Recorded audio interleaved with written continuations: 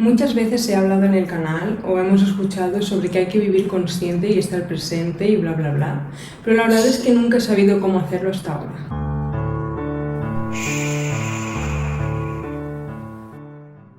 Últimamente se ha puesto como muy de moda esto de vivir consciente, estar presente en lo que haces. Hay libros como El poder del ahora y cosas así que te enseñan a qué hacer para estar en el momento y tal. Pero de verdad que nunca he entendido qué hay que hacer. O sea, sí, hay que meditar, que es lo que te dicen en todos lados y bla bla. Pero la verdad es que cuando me siento muy agobiada, lo último en lo que pienso es en voy a ponerme un vídeo de YouTube y a meditar un ratito. O sea, que igual debería hacerlo, pero es algo en lo que no caigo, la verdad. Entonces pensé, vale, necesito algo que pueda hacerme consciente de las cosas y que de alguna manera lo pueda aplicar a casi todas las ocasiones. Y entonces se me ocurrieron dos cosas. La primera idea es algo que paradójicamente he hecho toda mi vida de manera inconsciente y es ser consciente de lo que hago hablando en voz alta o cantando. Parece tonto, pero un día estaba trabajando en ordenador y me di cuenta de que cuando más concentrada estaba era cuando más hablaba en voz alta sobre lo que estaba haciendo o cuando lo estaba cantando. También me di cuenta de que lo hago cuando hago cualquier cosa de manera automática y necesito acordarme de que lo he hecho, como por ejemplo cuando cierro el coche y necesito acordarme de que lo he cerrado o cuando dejo algo en algún sitio y necesito acordarme de que está ahí. Y es algo que me lleva funcionando toda la vida y que no me había dado cuenta de lo mucho que me soluciona el problema este de ir todo el día metida en mi cabeza y sin darme cuenta de lo que ocurre a mi alrededor. La segunda idea es algo que se me ocurrió cuando estaba leyendo este verano y no sé si os habéis fijado que en las novelas se la pasan narrándote lo que sienten los personajes o describiendo cosas,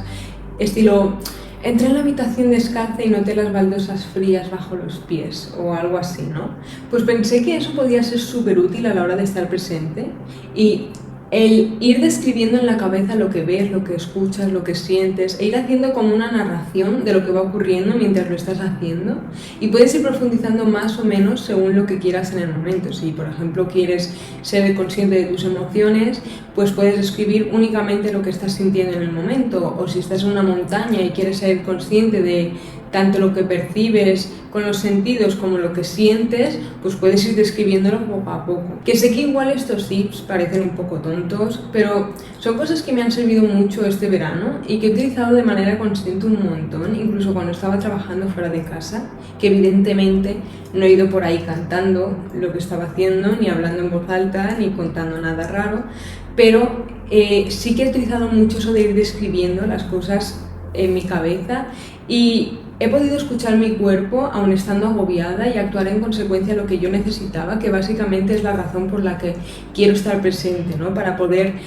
saber qué necesito en cada momento. Si tenéis algún truquillo así que queráis compartir en los comentarios, estaré encantada de leeros y así, pues yo que sé, entre todos podemos ir aportando un granito de arena a esto de vivir